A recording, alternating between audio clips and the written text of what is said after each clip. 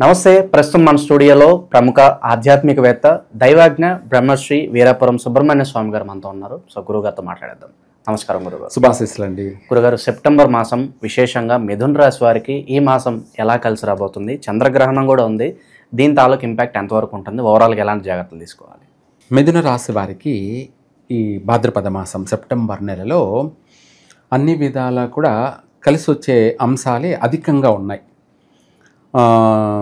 వివాహ సౌఖ్యము, అలాగే అంటే సంబంధాలు కుదరడం, అదే ఆనందం మనిషికి.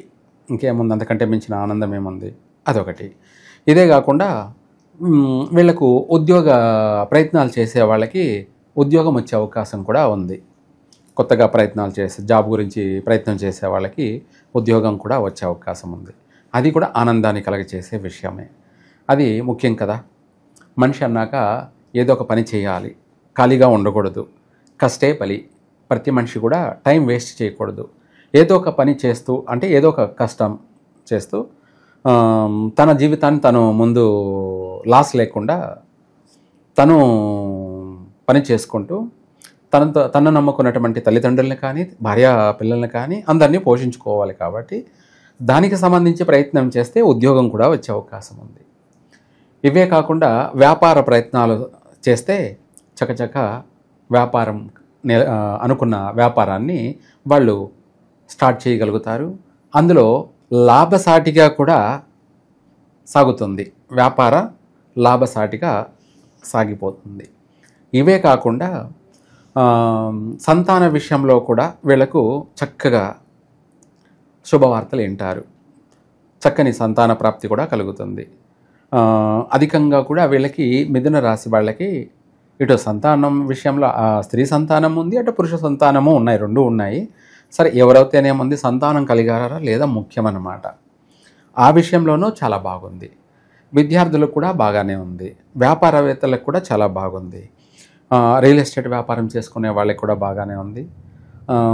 హోటల్ బిజినెస్ చేసే వాళ్ళకి కూడా చాలా బాగుంది. ఇవే కాకుండా ఇంకా కొన్ని విషయాలు, ఏ వ్యాపారంలోనైనా కూడా కొంత లాభసాటిగా అవుతే మాత్రం సాగుతుంది. ఈ సెప్టెంబర్ నెల కొంచెం ప్రశాంతత, కుటుంబం మనశ్శాంతి, అన్ని విషయాలలోనూ అన్ని శుభకార్యాల్లోనూ కోలాహలంగా వీళ్ళింట్లో జరగడం కానీ, లేదంటే వీరు పాల్గొనడం కానీ, మొత్తం మీద ఆనందమైనటువంటి జీవితాన్ని అనుభవిస్తారు ఈ మాసంలో.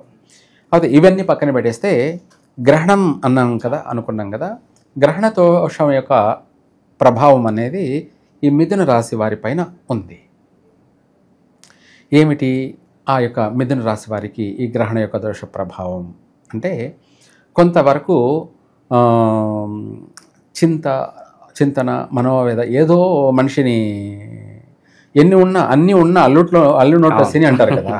ఆ టైపులో మనకు రాశి ప్రకారంగా భాద్రపద మాసంలో అన్ని విధాలా బాగున్నా, ఈ గ్రహణం యొక్క ప్రభావం ఏమిటంటే వీళ్ళకు ఏదో ఒక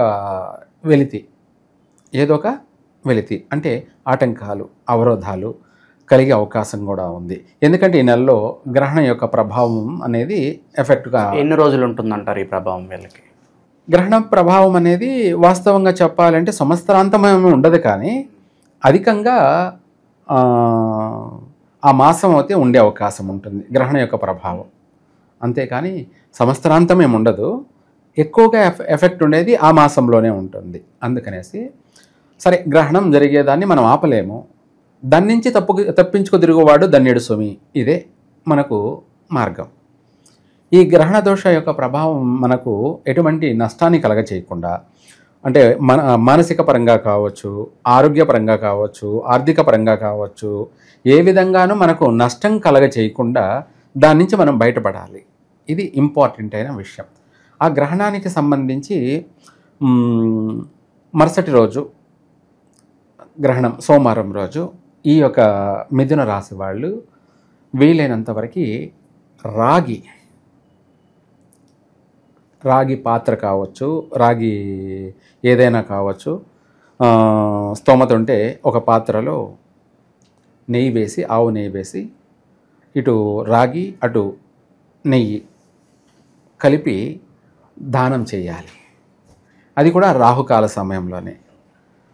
ఉదయం వచ్చేసి 7 తర్వాత 9 లోపు సోమవారం రోజున ఈ రాగిని నెయ్యితో కూడుకొని దానం చేసినట్టు అవుతే వాళ్ళకి పండితులకి వీళ్లకు విశేషమైనటువంటి రాజయోగం కలిగే అవకాశమే ఉంది. అంటే తిరుగు లేకుండా, ఎదురు లేకుండా అభివృద్ధి చెందే అవకాశం ఉంది.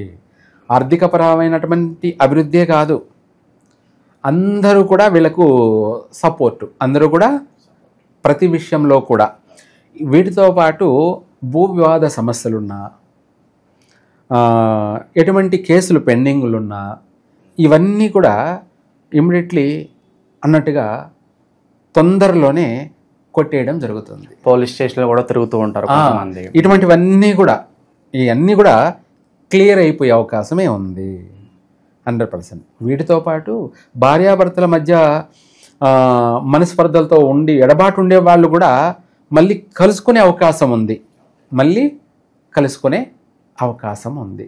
లేదనుకోండి, ఈ గ్రహణ ప్రభావం వల్ల అది కాస్త ఇంకా ఎడబాటులో ఉన్నారు కదా, అది ఇంకా కోతిపుండు బ్రహ్మాండం లాగా పెరుగుతూనే పోతూ ఉంటుంది. ఏమవుతుంది, ఇంకా ఎడబాటు పెరుగుతూనే వస్తుంటుంది.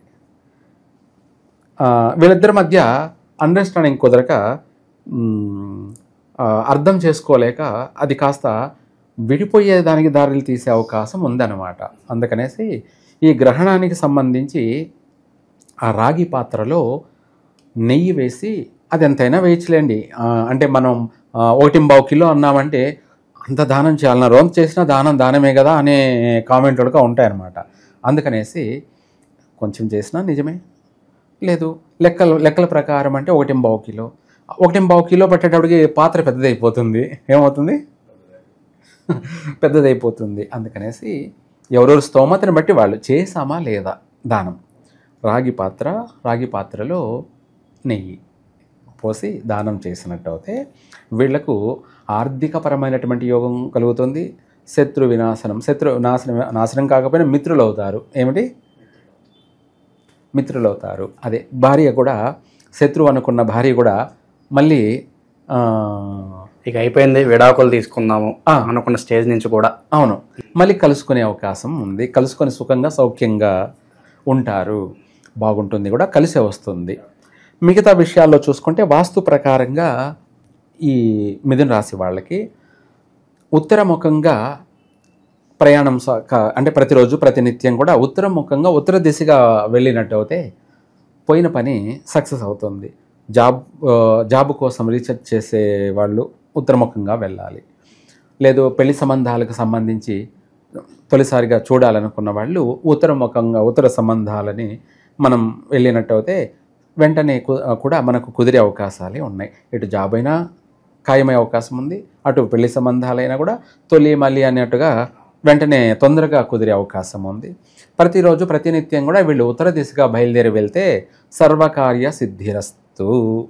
అలాగే ఇంగ్లీషు సంఖ్యాశాస్త్ర ప్రకారంగా మిథున రాశి వాళ్ళకి చూసుకుంటే ఓవరాల్గా రాశి ప్రకారంగా 1, 5, 6 ఈ సంఖ్యలు వీళ్ళకు బాగా కలిసి వస్తాయి. అది ఫోన్ నెంబర్లు అయినా సరే, ఒక కారుకైనా లేదా బైక్ అయినా.